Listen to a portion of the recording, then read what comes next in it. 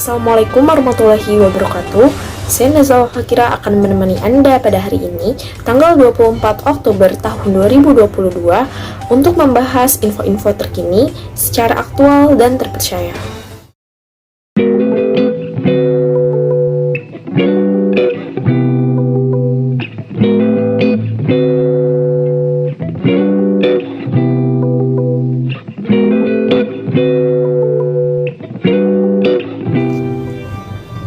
Seperti yang kita ketahui, Indonesia saat ini telah menduduki peringkat kedua sebagai penghasil sampah terbanyak di dunia, berada satu peringkat di bawah Cina.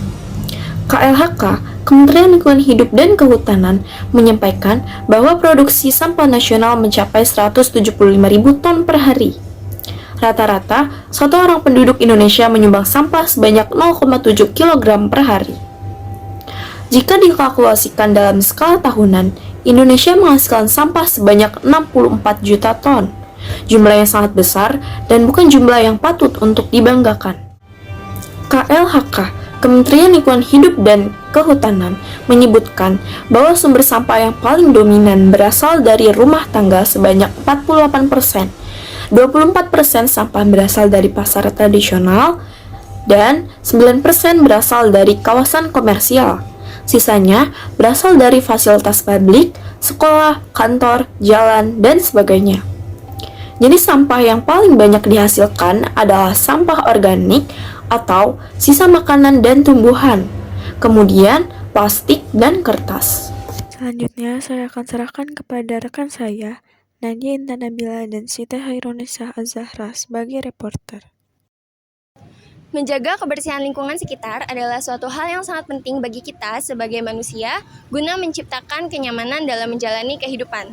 Seperti yang dapat kita lihat, kondisi kebersihan di Pasar Serang Bekasi sangat memprihatinkan.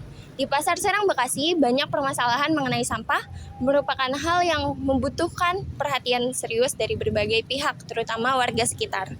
Karena untuk saat ini, sampah masih menjadi persoalan yang mendapati kegagalan dalam hal penanganannya. Padahal jika dilihat dari dampak yang pasti terjadi dalam masyarakat, jika penanggulangan sampah tidak ditangani dengan baik, akan berimbas pada menurunnya kualitas kehidupan, keindahan lingkungan, dan kualitas kesehatan masyarakat yang tinggal di sekitar area polusi sampah. Peran pemerintah sebagai penyedia pelayanan dalam pengelolaan sampah dan kesadaran dari pihak warga sekitar dirasa masih kurang. Melihat kondisi Pasar Serang Bekasi dengan kondisi yang memprihatinkan dapat membuktikan kekurangan tersebut. Kita akan beralih ke reporter Nisa. Oleh karena itu, menjaga kebersihan lingkungan sekitar sangatlah penting. Peran pemerintah serta warga sekitar sangat dibutuhkan dalam penanggulangan sampah di Pasar Serang Bekasi. Jika mendapatkan penanganan dengan baik, banyaknya sampah organik dari Pasar Serang Bekasi dapat menjadi nilai ekonomi dengan mengubah sampah organik menjadi kompos sampah dan pupuk organik cair.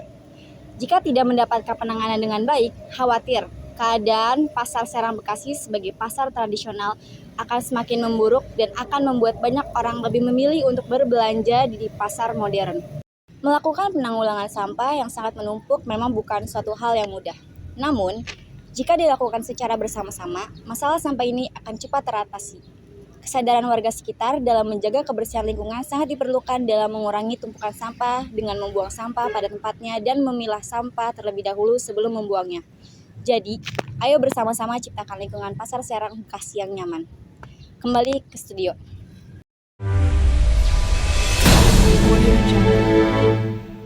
Sekian berita yang dapat kami sampaikan. Saya Nazal Fakira sebagai pembawa acara dan kerabat saya Nadia dan Nisa sebagai reporter. Kami pamit undur diri.